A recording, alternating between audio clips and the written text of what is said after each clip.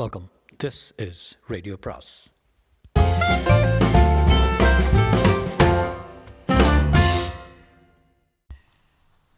அனைவருக்கும் அன்பு வணக்கம். ராஜேஷ்குமாரின் நீல நிலா அத்தியாயம் 10. சித்த வைத்தியர் முத்துக்கண்ணப்பர் தனக்கு எதிரில் பவ்யமாக கை நீட்டி நின்றிருந்த அந்த இளைஞனிடம் கிசுகிசுப்பான குரலில் பேசிக் கொண்டிருந்தார். பாரு ரங்கதுரை, கடந்த 4-5 வருஷமாக நீல நிலா எங்கேன்னு ஊர் பூரா கால் அலைஞ்சு தேடிக்கிட்டு இருந்தோம். அதுக்காக நாம் பட்ட சிரமங்களும் அதிகம். ஒரு மணி நேரத்துக்கு முன்னாடி தான் நீல நிலா இருக்கிற இடம் தெரிய வந்தது. அதுதான் உடனே உனக்கு ஃபோன் பண்ணி வர சொன்னேன். ரங்கதுரையின் கண்களில் வியப்பும் பேராசை மாறி மாறி மின்னன. ஐயா, நம்ம பட்ட சிரமங்களுக்கு இப்போ தான் விடிவு காலம் வந்திருக்கே. அந்த நீலநிலை இப்போ யார்கிட்ட இருக்குதுயா? தில்லைராஜன் ஒரு பெரிய கோடீஸ்வரர். அவர் இப்போ உயிரோடு இல்லை. 2 நாளைக்கு முன்னாடி யாரோ அவருக்கு சர்ப்பகந்தி விஷம் கொடுத்து கொண்டுட்டாங்க. உயிர் போகிற நேரத்தில் அவர் ஒரு பேப்பரில் நீல நிலான்னு தன்னோட மகளுக்கும் மகன்களுக்கும் எழுதி காட்டியிருக்காரு. ஆனால் அவங்களுக்கு அது புரியல. முத்துக்கண்ணப்பர் சொல்ல ரங்கதுரை குறுக்கிட்டான். ஐயா, நீங்கள் சொல்கிறத பார்த்தா அந்த நீல நிலாவுக்காக தான் தில்லைராஜனை கொலை பண்ணியிருக்கணும். எனக்கும் அதே எண்ணம் தான். தில்லைராஜன் கிட்ட நீல நிலா இருக்கிற விஷயத்தை தெரிஞ்சுக்கிட்டு யாரோ தான் அவருக்கு சர்ப்பகந்தி விஷயத்தை கொடுத்துருக்கணும். அந்த யாரோ ஒரு நபர் மூலிகைகளை பற்றி தெரிஞ்ச நபராக இருக்கணும். சர்ப்பகந்தி வேறு அவ்வளோ சுலபத்தில் கிடைக்கக்கூடியது இல்லையே. ஐயா, நான் இப்போ என்ன பண்ணுன்னு முத்துக்கண்ணப்பர் குரலை தாழ்த்தி கொண்டார். ரங்கதுரை, நீ ஒரு 2 மாதத்துக்கு தில்லைராஜன் வீட்டில் வேலை பார்க்கணும். வேலை பார்க்கணுமா? என்னையா சொல்கிறீங்க? ஆமாம், உனக்கு தான் தோட்ட வேலை தெரியுமே. 2 மாதத்துக்கு அங்கே போய் தோட்ட வேலை பாரு. வேலை பார்க்குற அந்த 2 மாதத்துக்குள்ளே நீனெல்லாம் எங்கே இருக்குன்னு நோட்டம் பார்த்து கண்டுபிடிச்சிடணும். ஐயா, அந்த வீட்டில் வேலை பார்க்க நான் தயாரே. ஆனால் வேலை கிடைக்கணுமே. வேலை நான் வாங்கி தரேன். எப்படிங்க ஐயா? தில்லைராஜரோட மகன் நவநீதனை சர்ப்பகந்தி விஷயத்துலேருந்து நான் காப்பாற்றிருக்கேன். அந்த நன்றி கடனுக்காக நான் இப்போ என்ன சொன்னாலும் அவங்க கேட்பாங்க. நான் கடிதம் தர்றேன், அவங்ககிட்ட கொண்டு போய் கண்டிப்பாக வேலை கொடுப்பாங்க. ஐயா சொல்லு, அந்த வீட்டுக்குள்ளே தான் நீல நிலா இருக்குங்கிறது என்ன நிச்சயம்? தில்லைராஜன் வேறு எங்கேயாவது மறைச்சி வச்சுருக்காருன்னா? அதையும் கண்டுபிடிக்க வேண்டிய பொறுப்பு உன்னோடு தான். நீ 2 மாதம் அந்த வீட்டுக்குள்ளே இருக்க போகிற. உன்னால் கண்டுபிடிக்க முடியாத என்ன? சரி, லெட்டர் கொடுங்கய்யா, நான் இப்போவே கிளம்பி போகிறேன். ஒரு நிமிடம், எதுக்கு அந்த நவதியங்கிட்ட நான் ஒரு வார்த்தை ஃபோனில் சொல்லிடுறேன் சொன்ன முத்துக்கண்ணப்பர் நவநீதன் கொடுத்து விட்டு போன முகவரி அட்டையை எடுத்து செல்ஃபோன் எண் பார்த்து தன் செல்லில் டயல் செய்தார். மறுமுனையில் மணி ஒலித்தது. பிறகு நவநீதன் குரல் கேட்டது. ஹலோ, யார்? நவநீதன் தம்பியா? ஆமாம், நீங்கள்? நான் சித்த வைத்தியர் முத்துக்கண்ணப்பர். ஐயா சொல்லுங்கய்யா. தம்பி, இப்போ உங்கள் உடம்பு விஷத்தோட பாதிப்புலேருந்து முழுமையாக விடுபட்டுருக்கா, இல்லை இன்னமும் பாதிப்பு இருக்கா? எனக்கு இப்போது ஒரு பாதிப்பும் இல்லைங்கய்யா, நல்லாவே இருக்கேன். நீங்கள் மட்டும் சரியான நேரத்தில் வைத்தியம் பார்க்காம இருந்திருந்தால் நான் இந்நேரம் உயிரை விட்டுருப்பேன். உங்களுக்கு ஆயுள் கெட்டி தம்பி. கடவுளோட அருள் உங்களுக்கு இருக்குது. இனிமேல் உங்களை யாரும் எதுவும் பண்ண முடியாது. 2 நாளைக்கு ஓய்வெடுங்க, உடம்பு பழைய நிலைமைக்கு வந்துடும். அசைவ உணவு மட்டும் வேண்டாம். சரிங்கய்யா. தம்பி, உங்கள் வீட்டில் வேலைக்காரங்க இருக்காங்களா? இருக்காங்கய்யா. எத்தனை பேர்? 5 பேர். அப்போ சரி, சொல்லுங்கள், என்ன விஷயம்? இல்லை, அது ஒன்றுமில்லை தம்பி. ஐயா, நீங்கள் என்னமோ சொல்ல வந்த மாதிரி தெரிஞ்சு, எதுவாக இருந்தாலும் பரவாயில்ல சொல்லுங்கய்யா. நான் சொன்னால் தப்பாக நினச்சிக்கூடாது. ஐயா, நீங்கள் எனக்கு உயிர் கொடுத்தவங்க, உங்களை போய் நான் தப்பாக நினைப்பேன். சொல்லுங்கய்யா, என்ன விஷயம்? இதுக்கு எனக்கு வேண்டிய ஒரு பையன் ஒருத்தன் வேலை வெட்டி இல்லாமல் சுற்றி இருக்கான். அவனுக்கு தோட்ட வேலை தெரியும். பங்களாவில் வேலை போட்டு தர முடியுமா? அந்த பையனை உடனே அனுப்பி வைங்க. இதுக்கு போய் இவ்வளோ தயங்கணுமாய்யா? ரொம்ப நன்றி தம்பி. உங்கள்கிட்ட இன்னொரு முக்கியமான விஷயத்தையும் சொல்லணும் தம்பி. என்னங்கய்யா? நீங்கள் இப்போது நான் சொன்ன சித்த வைத்தியர் சிவகுருநாதன் கிட்டே போயிட்டு இருக்கீங்க இல்லையா? ஆமாங்கய்யா. அவர்கிட்ட சர்ப்பகந்தி வேரை பற்றி மட்டும் பேசுங்க. நீல நிலா பற்றி எதுவும் பேச வேண்டாம். அந்த நீல நிலா வார்த்தைக்கு பின்னாடி ஏதோ ஒரு ரகசியம் இருக்குது. அதை கண்டுபிடிக்கிற வரைக்கும் நீங்கள் 3 பேரும் மௌனமாக இருக்கிறது உத்தமம். சரிங்கய்யா. முத்துக்கண்ணப்பர் செல்ஃபோனை அணைத்து விட்டு எதில் நின்றிருந்த ரங்கதுரை பார்த்தார், புன்னகைத்தார். காய் பழமாகி பஞ்சாமிரதமாகி உள்ளங்கைக்கு வரப்போகிற நேரம் இது. நீல நிலாவை பற்றி நவநீதனுக்கோ சிவசனுக்கோ பிரதீபாவுக்கோ தெரியல. அதை பற்றின உண்மைகள்லாம் அவங்களுக்கு தெரியறதுக்கு முந்தி அந்த நீல நிலா நம்ம கைக்கு வரணும். ரங்கதுரை கண்டிப்பாக வருமியா சொன்ன ரங்கதுரை முத்துக்கண்ணப்பரின் கால்களில் விழுந்து எழுந்தான். காணாதது கண்டான் கோட்டையின் உட்பிரகாரம் மெரிதான இருட்டில் உட்கார்ந்தபடி மாணிக்கம் அந்த சாவி கொத்தை எடுத்து காட்ட அதை பார்த்த சுந்தரின் முகத்தில் திகைப்பு பரவியது. என்ன மாணிக்கம், மேகலாவை எப்படி தீர்த்து கட்டலான்னு கேட்டால் சாவியை எடுத்து காட்டுறேன். இந்த சாவியை வச்சுக்கிட்டு அவளை என்ன பண்ண முடியும்? மாணிக்கம் சிரித்தான். இது வெறும் சாவிக்கிறது மட்டும் இல்லை சுந்தரே, சாவிகளுக்கு நடுவே என்ன இருக்குன்னு பாரு. பார்த்தான். சுண்டு விரல் நீளத்தில் சிறிய கத்தி பிளாஸ்டிக் உரையிலிருந்து தலை நீட்டி பளபளப்பாக எட்டி பார்த்தது. கத்தி என்றான். இந்த கத்தியை வச்சு தான் மேகலாவை முடிக்க போகிறான். மாணிக்கம், இந்த சின்ன கத்தியை வச்சுட்டு மேகலாவை எப்படி தீர்ப்புக்க போகிறான்? அவள் சத்தமே இல்லாமல் முடிக்கலாம். எப்படி? இந்த கத்தியால் அவள் உடம்புல ஒரு சின்ன காயத்தை உண்டாக்குன போதும் 30 வினாடியில் மரணம். மாணிக்கம், நீ சொல்கிறது புரியல. இந்த சுண்டு விரல் நீள கத்தியை வச்சுட்டு அவளை எப்படி 30 வினாடியில் கொல்ல முடியும்? சுந்தரே, இது பொட்டாசியம் சயனைடு தடவப்பட்ட கத்தி. குரல் வலைக்கு பக்கத்தில் ஒரு சின்ன கோடு போட்டால் போதும். அடுத்த வினாடியிலிருந்து தொண்டையிலிருந்து குரல் வெளியே வராது. 10வது வினாடி மயக்கம், 20வது வினாடி இதயத்தில் ரத்தம் வரையும், 30வது வினாடி மூளை ஸ்தம்பித்து மரணம். மேகலா அவசரத்துக்கு தனியாக எந்த பக்கமாக ஒதுங்கும் போது மின்னல் வேகத்தில் வேலையை முடிச்சிட வேண்டித்தான். மாணிக்கம் சொல்லி கொண்டிருக்கும்போது சுந்தர் காயமர்த்தினான். ஒரு நிமிடம், என்ன யாரோ வர சத்தம் கேட்குது மாணிக்கம். இடப்பக்கம் நடைச்சத்தம் அதிகமானது. திரும்பி பார்த்தார்கள். பத்ரிநாராயண் வந்து கொண்டிருந்தார். அவரை பார்த்ததும் இருவரும் எழுந்து நின்றார்கள். அவர் கோபமாய் பக்கத்தில் வந்தார். 2 பேரும் இங்கே உட்காந்து என்ன பண்ணிட்டு இருக்கீங்க? சுந்தர் இயல்பான குரல் சார், எல்லோரும் சாப்பிட்டுட்டு ஓய்வு எடுத்துகிட்டு இருக்காங்க. நானும் மாணிக்கம் ஓய்வு எடுக்க பிடிக்காமல் அப்படியே கோட்டையின் உட்பிரகாரத்தை சுற்றி வந்தோம். இந்த இடத்துல ஒரு தூணும் சில சிற்பங்களும் இருந்தாலும் அதை பார்த்துக்கிட்டு அப்படியே உட்காந்துட்டோம். என்ன சுந்தர், இது நம்ம உயிருக்கு ஆபத்து இருக்குன்னு தெரிஞ்ச பின்னாடி இப்படி தனியாக வந்து உட்காரலாமா? ஏற்கனவே வருணம் எழுந்துட்டோம். இனி நம்ம குழுவில் இருக்கிற யாருக்கும் எதுவும் நேர்ந்து விடக்கூடாது. நான் உயிரை கையில் பிடிச்சிட்டு இருக்கேன். நீ என்னடானா இப்படி தனியாக அரை இருட்டில் வந்து உட்காந்து பேசிகிட்டு இருக்க? இந்த பாரு சுந்தர், இன்றைக்கி ராத்திரி பௌர்ணமி நிலா வெளிச்சத்தில் இந்த காணாது கண்டான் கோட்டையை ஆராய்ச்சி பண்ண போகிறோம். அதுக்கு அப்புறமும் ஒரு 5 நாள் தங்கியிருந்து ஆராய்ச்சிகளை முடிச்சுட்டு பத்திரமா சென்னை போய் சேரணும். அது வரைக்கும் நம்ம ஜாக்கிரதையாக இருக்கணும். ஒரு ஆர்வத்தில் இப்படி தனியாக வந்துட்டோம். சாரி சார், இனிமேல் இங்கே வரமாட்டேன். வாங்க என் கூட. ராத்திரி மணி 9. காட்டுப்பகுதியும் காணாது கண்டான் கோட்டை பகுதியும் நிசப்தத்தில் உறைந்து போயிருக்க கிழக்கு திசையில் ஒரு வெள்ளி குடத்தை உருட்டிவிட்ட மாதிரி நிலா உதயமாகி இருந்தது. சுற்றிலும் துளி கூட மேகம் கிடையாது என்பதால் எல்லா திசைகளிலும் வெளிச்சம் நிரம்பி இருந்தது. எல்லோரும் கோட்டைக்கு வெளியே இருந்த ஒரு பாறை திட்டின் மேல் உட்கார்ந்திருந்தார்கள். பத்ரிநாராயண் சொல்லிக் கொண்டிருந்தார். இன்னும் 3 மணி நேரத்தில் நிலா உச்சிக்கு வந்துடும். நல்ல பகல் நேரத்தில் சூரிய வெளிச்சத்தின் கோட்டையின் உட்பகுதிகள் இருட்டாக இருந்ததை பார்த்துருக்கோம். ஆனால் நிலா வெளிச்சத்தில் கோட்டையின் உட்பகுதிகள் வெளிச்சமாக இருக்கும்.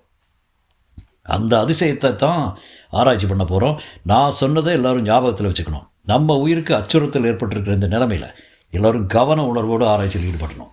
மேகலா, ரமா, பொன்மணி, சபா, குருவன் 5 பேரும் திகில் பரவிய கண்களோடு கோட்டையை பார்த்து கொண்டிருக்க சுந்தர், மாணிக்கம் இருவரும் அப்பாவிகளாக முகங்களை வைத்துக்கொண்டு பாறையில் சாய்ந்து உட்கார்ந்திருந்தார்கள். பத்ரிநாராயண் குரல் கொடுத்தார். சபா சார், கேமரா சரியாக இருக்கா? தப்பு பண்ணிடக்கூடாது. எடுக்கிற எல்லா படங்களும் தெளிவாக இருக்கும் சார். மேகலா, கல்வெட்டுகளை தொடச்சி சுத்தம் செய்யக்கூடிய வேலையை நீயும் ரமாவும் பண்ண போகிறீங்க. அதுக்கான சாதனங்களை எடுத்து வச்சிட்டிங்களா? எல்லாமே தயாராக இருக்குது சார். கோட்டைக்கு நுழைஞ்ச பின்னாடி இதை மறந்துட்டோன்னு சொல்லக்கூடாது. பத்ரிநாராயண் சொல்லிக் கொண்டிருக்கும்போதே குருவனின் இடுப்பில் இருந்த செல்ஃபோன் குரல் கொடுத்தது. இது வேற நேரங்காலம் தெரியாமல். குருவன் சலித்து கொண்டே செல்ஃபோனை எடுத்து காதில் வைத்தான். மறுமுனையிலிருந்து ஒரு குரல் கரகரப்பாய் ஒலித்தது. இன்னைக்கு பௌர்ணமி. அங்கே நிலைமை எப்படி இருக்குது சூரியமூர்த்தி? சூரியமூர்த்தி என்ற பெயரை கேட்டதும் ஒரு வினாடி முகம் மாறிய குருவன் அடுத்த வினாடிய முகபாவத்தை மாற்றிக்கொண்டு புன்னகையோட செல்ஃபோனில் பேச்சை தொடர்ந்தான். யாரு? வைத்தியரையாவா? செல்ஃபோன் மறுமுனையில் குரல் சிரித்தது. என்ன சூரியமூர்த்தி, உன்னை சுற்றி ஆட்கள் இருக்காங்கன்னு நினைக்கிறேன், சரியா? ஆமாங்க ஐயா, ராத்திரி முழுவதும் காட்டுக்குள்ளே சரியான மழை. புரியுது. இங்கே போட்டிருக்கிற குருவன் வேடம் நல்லா இருக்குன்னு நினைக்கிறேன். உங்களோட 2 நிமிடம் தனியாக பேசணும். அந்த கும்பலை விட்டு வெளியே வந்து பேச முடியும். சூரியமூர்த்தி, வைத்தியரையா, நீங்கள் பேசுகிறது ஒன்றும் காதில் சரியாக விடல, கொஞ்சம் பலமாக பேசுங்க சொல்லிக்கொண்டே குருவன் எழுந்தான். பத்ரிநாராயணன் மற்றவர்களை ஒரு தயக்க பார்வை பார்த்து கொண்டு பாறை விட்டு நகர்ந்தான். இப்போ கேட்குதுங்களா? கேட்டுக்கொண்டு 20 அடி தூரம் தள்ளி போய் நின்று கொண்டு யாருக்கும் கேட்காதபடி மெல்லிய குரலில் பேசினேன். சார், நான் சூரியமூர்த்தி பேசுகிறேன். அங்கே நிலவரம் எப்படி இருக்கு? பத்ரிநாராயணன் மற்றவங்களும் பௌர்ணமி நிலா உச்சிக்கு வந்ததும் கோட்டைக்குள்ளே போகிறதுக்கு வெளியே காத்திருக்காங்க. நானும் அவங்களோட சேர்ந்து உட்காந்துருக்கேன். அப்போ தான் உங்கள் ஃபோன் வந்து சார். மிஸ்டர் சூரியமூர்த்தி, நீங்கள் போலீஸ் சிஐடி பிரிவை சேர்ந்த அதிகாரிங்கிற விஷயம் அங்கே இருக்கிற யாருக்கும் தெரியக்கூடாது. நீல நிலா பற்றிய எல்லா உண்மைகளும் நமக்கு தெரிகிற வரைக்கும் நீங்கள் அந்த காட்டுவாசி வேடத்தில் திறமையாக நடிச்சிட்ருக்கணும். அதை பற்றி நீங்கள் கவலைப்படாதீங்க சார். என்னை எல்லோரும் முழுமையாக நம்பிட்டாங்க. காட்டுக்குள்ளே காணாமல் போன வருண் கிடைச்சானா? இல்லை சார். வருணுக்கு என்ன ஆகியிருக்குன்னு நினைக்கிறீங்க சூரியமூர்த்தி? புரியல சார். நானும் வருணும் டிரைவர் மாணிக்கத்தை தேடிக்கிட்டு காட்டுக்குள்ளே போனப்போ மூங்கில் பள்ளத்துக்கு கூட ஏதோ ஒரு யானை எதிரில் வந்து 2 பேரும் பயந்து போய் வெவ்வேறு திசையில் ஓட ஆரம்பித்தோம். அதுக்கப்புறம் வருணை நான் பார்க்கல. துரத்தின யானை வருணை தீர்த்துக்கிட்டே இருக்குமோ? அப்படி இருந்தால் வருணோட உடல் காட்டுக்குள்ளே கிடந்திருக்கணுமே சார்.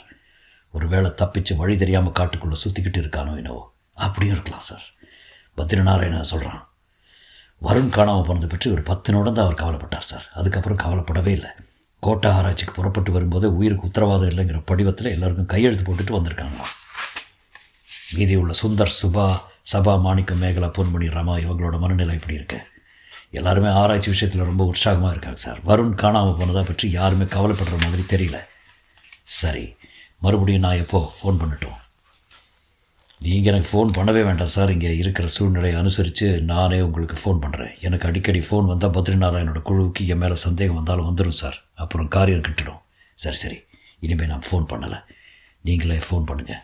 மறுமுனையில் செல்ஃபோன் அணைந்து விட சூரியமூர்த்தி செல்ஃபோனை அணைக்காமல் வேண்டுமென்றே குரலை உயர்த்தி பேசியபடி பத்ரிநாராயணன் நோக்கி வந்தார். வைத்தியரையா, ராத்திரி மழை பெய்யாமல் இருந்திருந்தா ஓரளவு மூலிகைக்கெல்லாம் சேகரம் பண்ணிப்பேன். இன்றைக்கி பௌர்ணமியே, காட்டுக்குள்ளே வெளிச்சம் இருக்கான், கூடவே மிருகங்களோட நடமாட்டமும் இருக்கான். யோசனை பண்ணி தான் மூலிகை பறிக்க போனேன். பெருமுள்ளி, சிறுநச்சி, நீர்க்கடிகை இதெல்லாம் இந்த சீசனில் கிடக்காதியா. சித்திரை வெயில் நெருப்பு மாதிரி அடித்தா தான் அதெல்லாம் கிடைக்கும். நீங்கள் பெரிய வைத்தியரே, உங்களுக்கு தெரியாதையா நான் சொல்ல போகிறேன். சூரியமூர்த்தி இயல்பாய் பேசிவிட்டு செல்ஃபோனை அணைத்து தோலிலான தன் பைக்குள் போட்டுக்கொண்டார். பத்ரிநாராயணுக்கும் மற்றவர்களுக்கும் கேட்கும்படி குரலில் முனகினார். மூலிகை செடி என்ன புல்லா? நினச்ச நேரம் போய் பிடுங்கிட்டு வர்றதுக்கே. டவுனில் சம்மணம் போட்டு உட்காந்துட்டு அதை கொண்டு வா இதை கொண்டு வான்னு சொன்னால் அதை முடிகிற காரியமே. பத்ரிநாராயண் கேட்டார். என்ன குருவன், ஃபோனில் பேசிட்டேயா? யார் அந்த சித்த வைத்தியர்? ஐயா, அவர் பேர் சிவகுருநாதன். ஒரு காலத்தில் பழனியில் ஓஹோன்னு இருந்தவர்.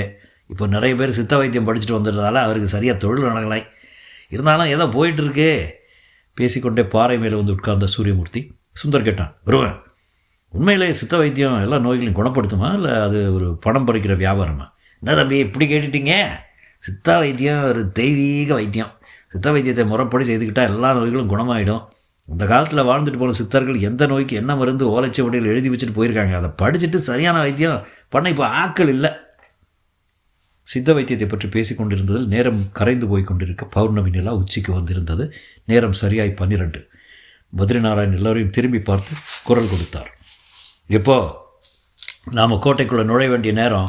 உள்ளே போனால் எது மாதிரியான அனுபவங்கள் நமக்கு கிடைக்கும்னு சொல்ல முடியாது. நல்லதும் இருக்கலாம், கெட்டதும் இருக்கலாம். எல்லாத்தையும் எதிர்பார்த்து தான் நாம் போக வேணும். கிளம்புங்க சொல்லிவிட்டு பத்ரிநாராயண் முன்னால் நடக்க எல்லோரும் பின் தொடர்ந்தார்கள். வானத்தில் பௌர்ணமி நிலா வீசி எறிந்த பெரிய வெள்ளி தட்டாய் பளபளத்து கொண்டிருக்க சுற்றிலும் நட்சத்திரங்கள் கண் சிமிட்டின. கோட்டையின் கதவை திறந்து கொண்டு அவர்கள் உள்ளே போனார்கள்.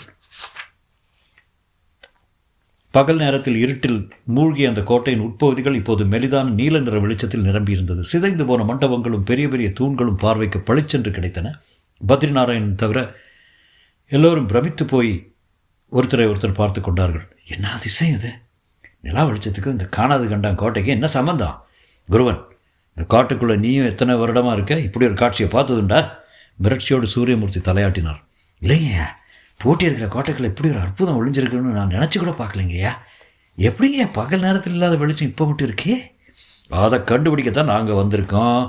பத்ரிநாராயணன் சொல்லிக்கொண்டே கோட்டையின் உட்புறத்தை நோக்கி போக நிலா வெளிச்சத்தில் நூற்றுக்கணக்கான வௌவால்கள் காற்றில் கிழித்து போட்ட காகித துணுக்குகளைப் போல பறந்து கொண்டிருந்தன. சுந்தரும் மாணிக்கமும் ஒருத்தரை ஒருத்தர் பார்த்து கண் சுமிட்டியபடி பத்ரிநாராயணனோடு நடந்தார்கள். சென்னை திளைராஜனின் படத்துக்கு ரோஜா மாலை அணிவித்த நவநீதன் பக்கத்தில் இருந்த சிவசங்கரிடம் திரும்ப, என்ன சிவா, கார் தயாரா? தயார்ண்ணா, டிரைவர் அப்போவே வந்துச்சார். அப்பாவோட அஸ்தி சம்பை எடுத்து காரில் வச்சிட்டியா? புறப்படுற அவசரத்தில் மறந்தே போயிட்டோம். புது துணியில் சுற்றி வச்சுட்ருக்கேன் அண்ணா. தொலைபேசி ஒலித்தது. சிவா, யாருன்னு பாரு, கம்பெனியில் யாராவது ஃபோன் பண்ணால் நீயே பேசுகிற. சிவசங்கர் ரிசீவரை எடுத்தான். மறுமுனையில் மருத்துவர் பெருமாள் பேசினார். அப்பாவோட அஸ்தியை ராமேஸ்வரத்தில் கரைக்கிறதுக்கு நவீனதும் பிரதிகாவும் புறப்பட்டு போயாச்சா? இல்லை அங்கிள், இப்போ தான் தயாராகிட்டு இருக்காங்க. நீ போகலையா சிவா? கம்பெனியில் கொஞ்சம் வேலை இருக்கு அங்கிள், அதான் நான் இருந்துட்டேன்.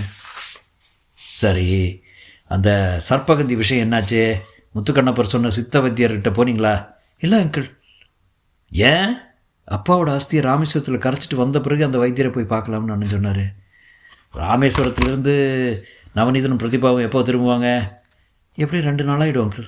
சரி, நான் ஒரு விஷயத்தை சொல்கிறேன், அதை அவங்ககிட்டையும் சொல்லிடு. என்ன அங்கிள், நீங்கள் 3 பேரும் திளைராஜனுக்கும் பிறக்கலை, உங்கள் அன்பு அம்மாவுக்கும் பிறக்கலைங்கிற விஷயம் வெளியே யாருக்கும் தெரியக்கூடாது. தெரிஞ்சால் சொத்து சம்மந்தமாக பல பிரச்சனைகள் ஏற்படும். அதனால் யார்கிட்டையும் இதை பற்றி பேச வேண்டாம்.